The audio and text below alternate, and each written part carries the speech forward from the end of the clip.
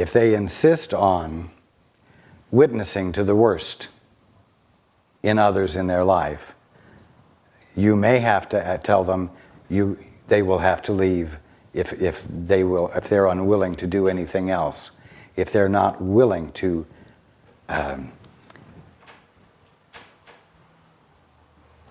look at it a different way.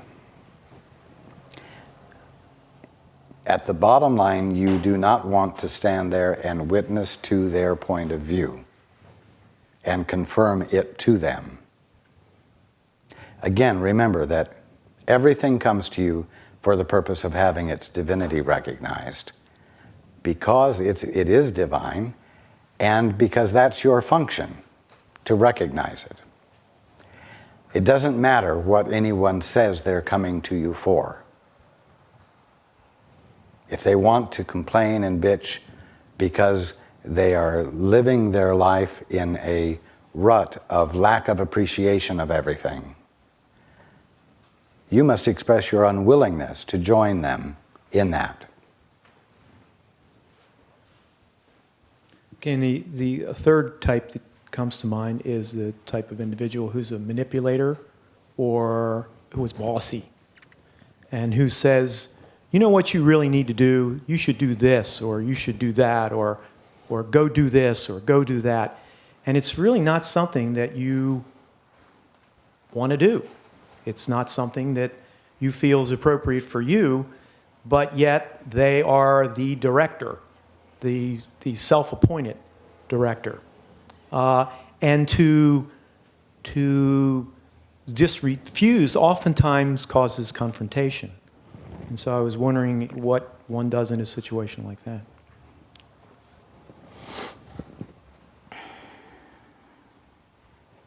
You must witness to your own integrity then,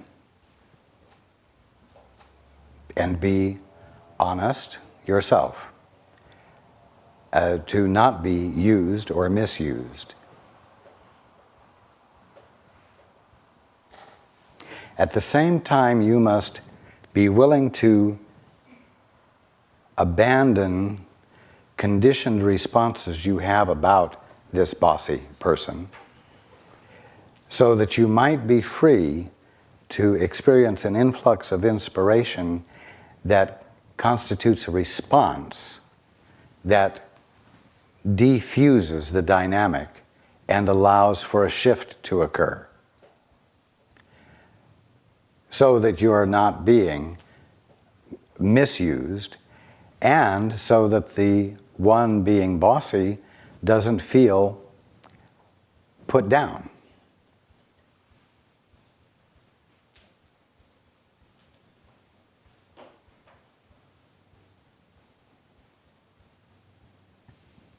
Does that answer your question? I realize these are tough situations to try and define, because everything is mobile and changes. And the responses are different in each situation, because not everyone is bossy in the same way for the same reasons. Exactly.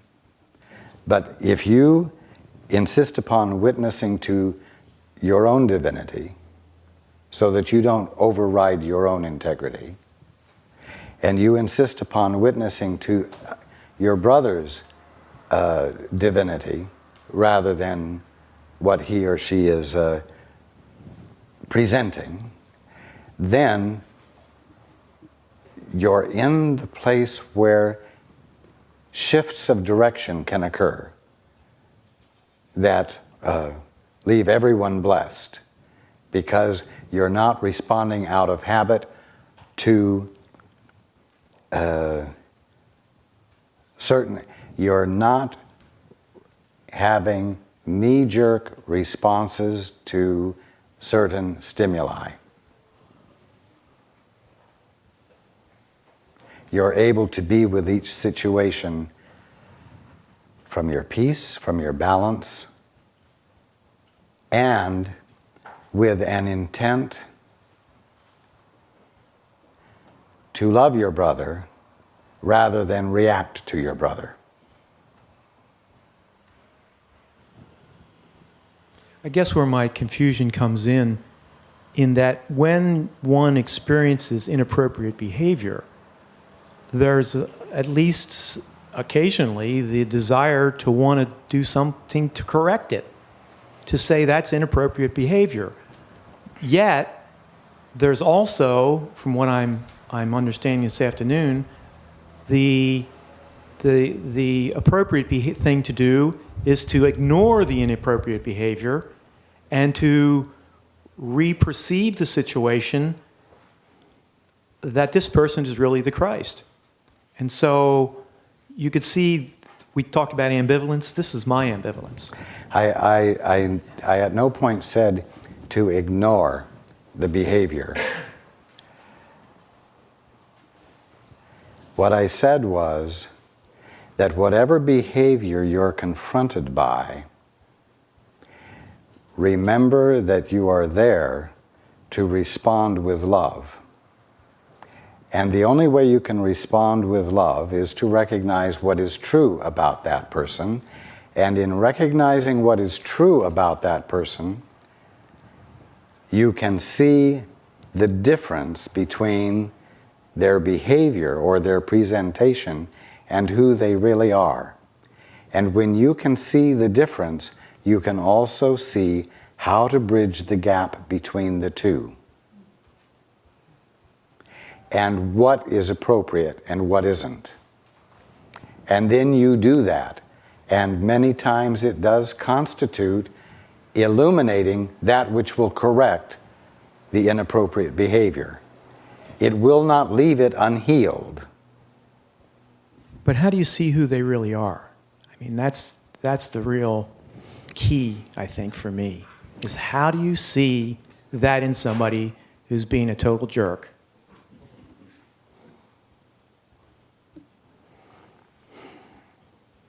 Well, you are your own best measuring stick of everyone else.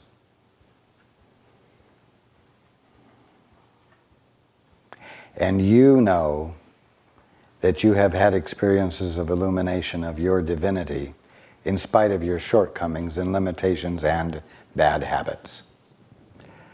And you have had the experience of growing out of old bad habits into places of balance.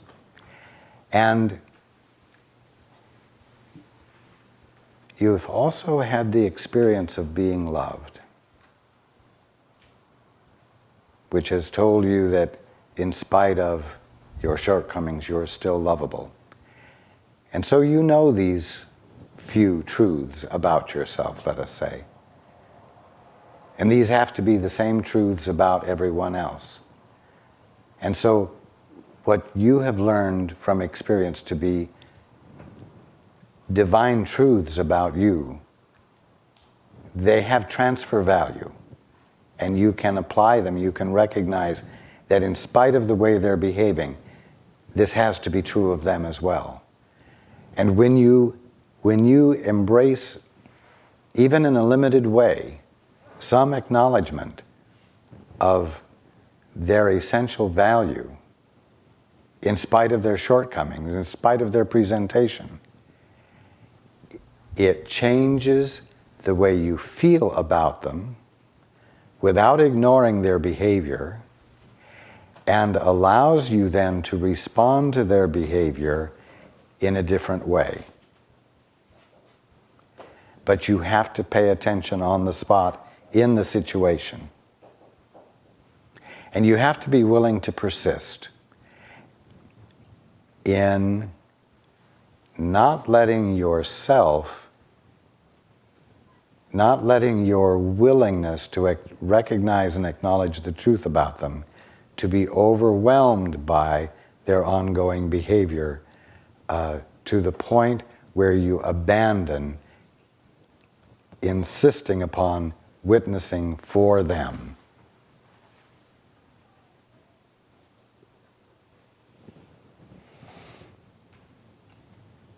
We will.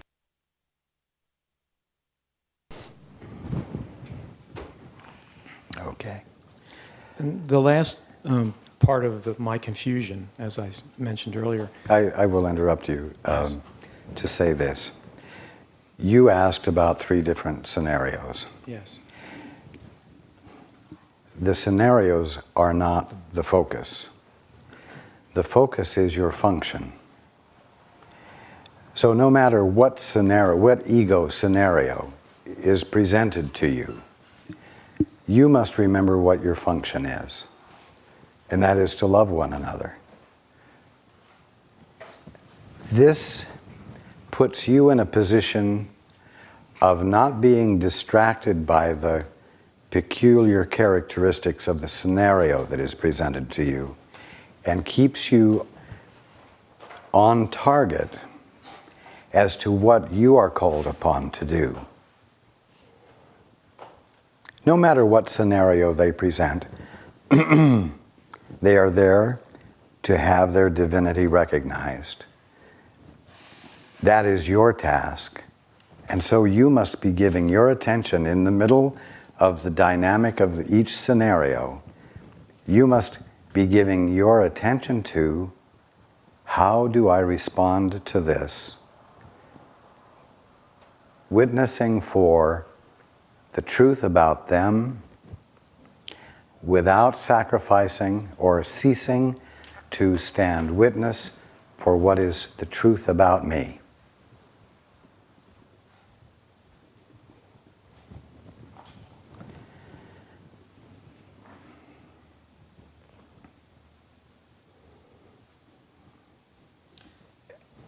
I can understand that. And I see you do it beautifully in answering the questions here. And I see other people do it, like, for instance, the Dalai Lama when he talks about the red Chinese. It's just amazing how he can do that with love in his heart for everyone. But the enigma for me is it do you get good at this through practice? Or is it, how do you, to me, if I could learn how to do this, it seems like it would put me in a whole different level of life, a whole different level of being, or a whole different way of being. Let's put it that way.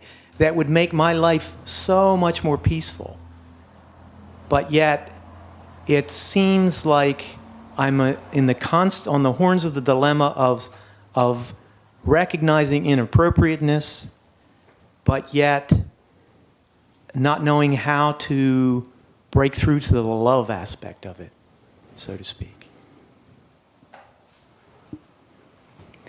That is because your attention shifts to the inappropriateness which is out there. And in shifting to what is going on out there, you have abandoned,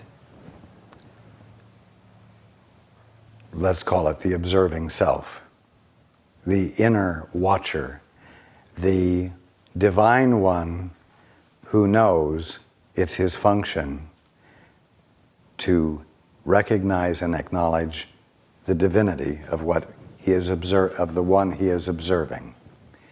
And so you lose your balance, and you lose your way, and you shift into reaction to the other, as well as to your memory, your habitual way of looking at things that you have found has worked for you, and then you try to enforce it, and all this time you're not connected to the observing self. You're not remembering that it's your function to love one another. Sometimes people ask questions in an obtuse way at a gathering, and Paul becomes distracted by the manner in which the question was asked, the vehemence, the emotion, etc. And he knows he's not here to respond himself. He knows the reason he's here is to let me respond. He also knows that as long as he is reacting, he can't hear me well. And so he refuses to respond. He takes as long as is necessary for him to back off from his reaction and reconnect with me, and then he lets me respond. So, it's the same with all of you. When you are confronted with distracting ego behavior that pushes your buttons, don't try to respond yourself. You've got to practice saying, what do I need to say here? What is the answer here? I want not to be distracted by my conditioned responses to that one's manner of expressing herself or himself. I want not to be distracted from remembering what is true and coming from a loving place.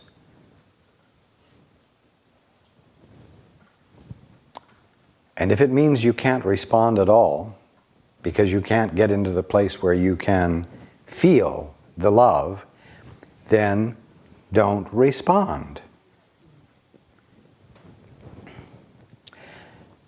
It's not up to you to change someone else.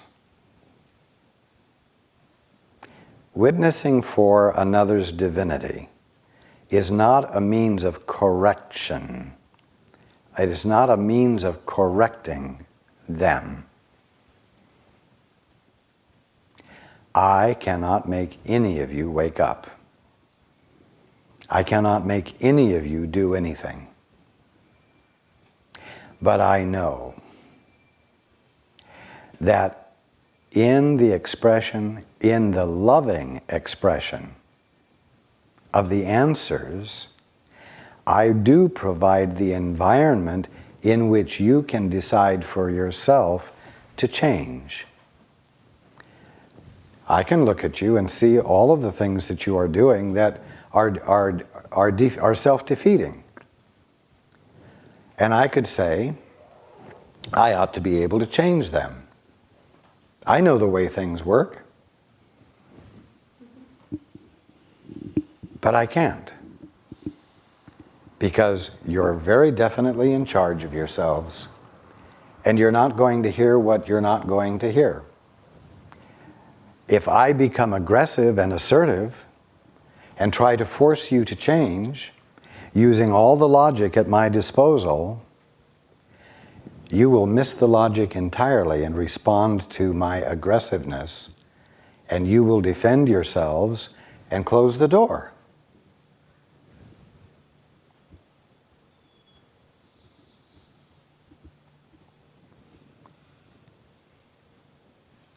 So don't labor under the false idea that because you have a certain amount of knowledge and experience, that you have the means to correct a bad situation in someone else's life. The only one who can correct a situation in their life is the one whose life it is. It's as simple as that, else you would all be awake, because those of us who are awake would have woken you up.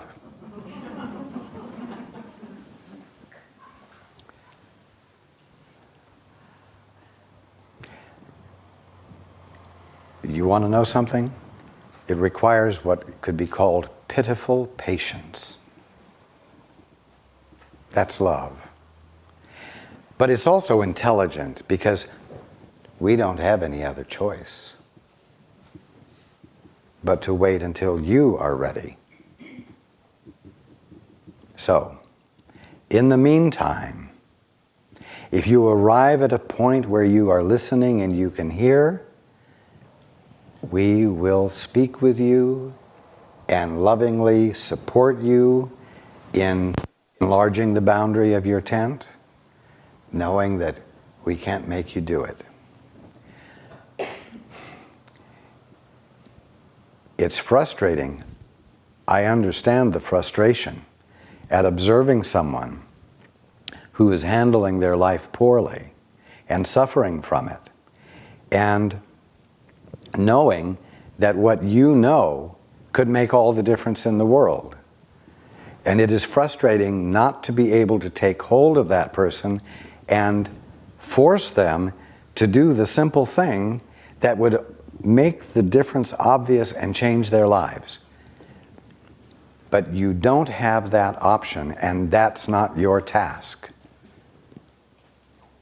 And you will stop frustrating yourself when you stop thinking that you ought to be able to do it for them, or force them to see the truth that would change things for them.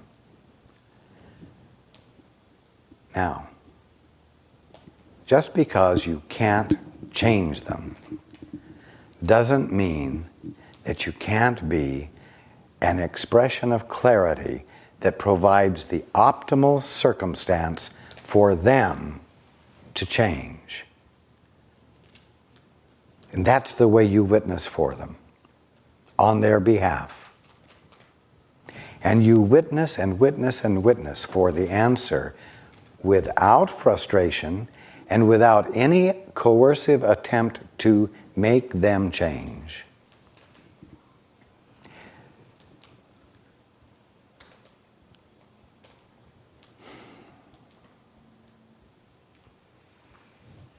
Does that answer your question? Practice. Pardon? Practice. Practice, yes. Practice. It's the commitment we spoke about earlier and the persistence. And you tell them what you can do, and you tell them what you can't do. And if they don't choose for what you can do, you say, okay, without any emotional charge to it. And when the next opportunity arises to say what you can do, you say what you can do. And you share what you can see would be helpful. And you persist and persist and persist. Now, when you're not confronting them, or they are not confronting you, in the privacy of your own mind, when you're going to be thinking about them, be sure that your thinking witnesses for the truth. Because you won't get any kickback at that point, you see. And in bringing your thinking in line with the truth about them, as I said, you prime yourself for an experience of realization.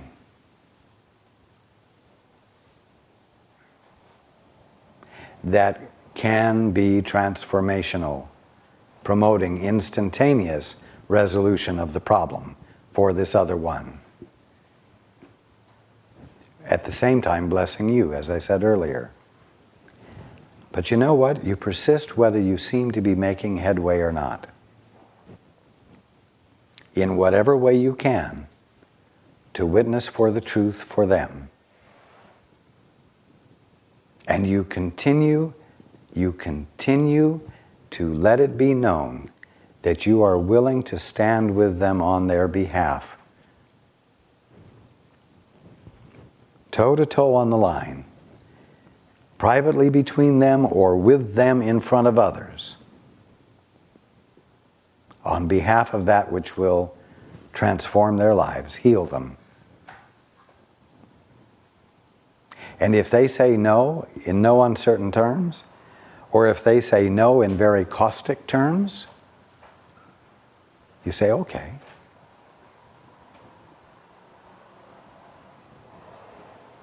With perfect willingness in the next 3 minutes to make the offer again.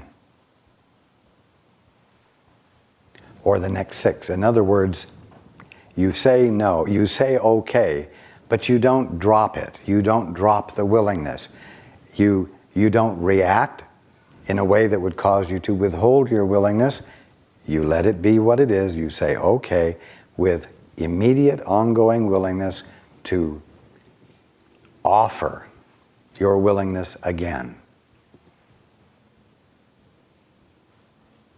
This you can do if your attempting to help them wasn't part of a power play. If it was part of a power play and they say no, you're going to be upset and you're going to be unwilling to make the offer again until you've decided not to be upset anymore.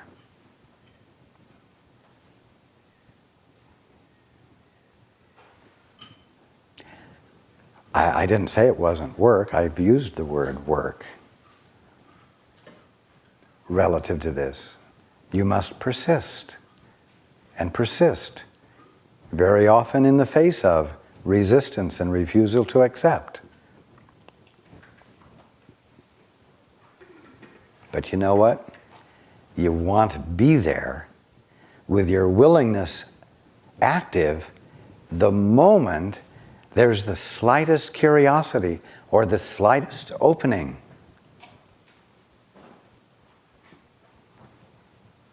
And if you're indulging in reaction, you may miss it. And you won't be standing there ready to witness for them on their behalf.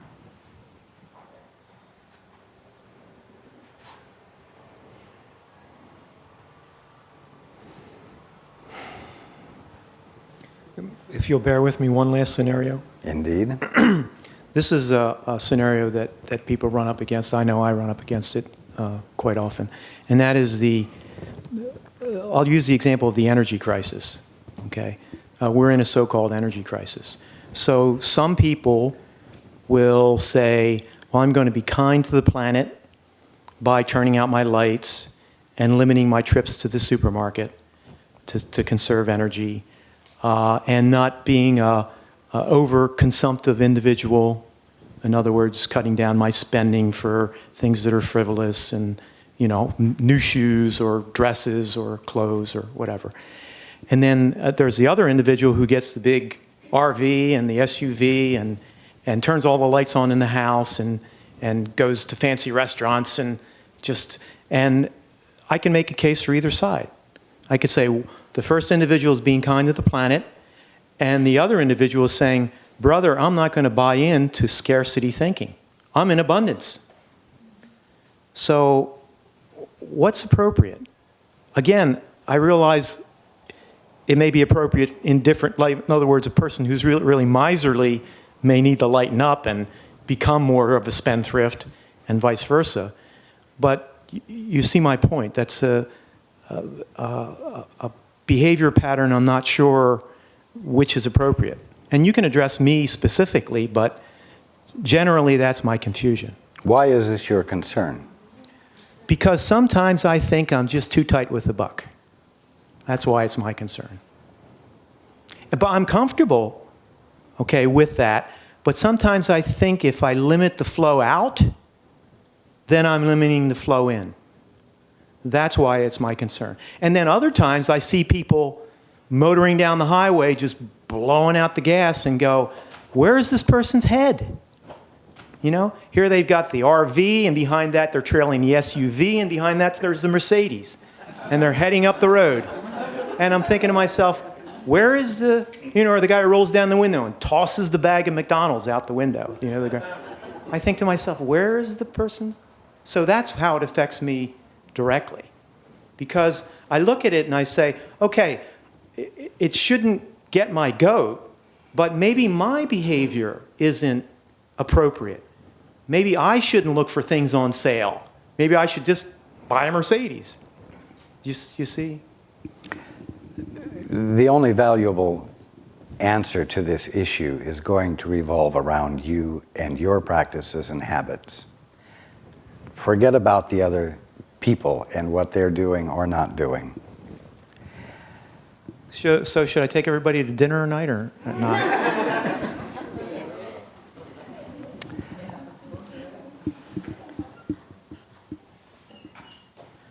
Everyone has to learn how to fit in. I don't mean by that you have to learn how to fit into a crisis in the economy. But you have to learn how to fit in to what fulfills purpose.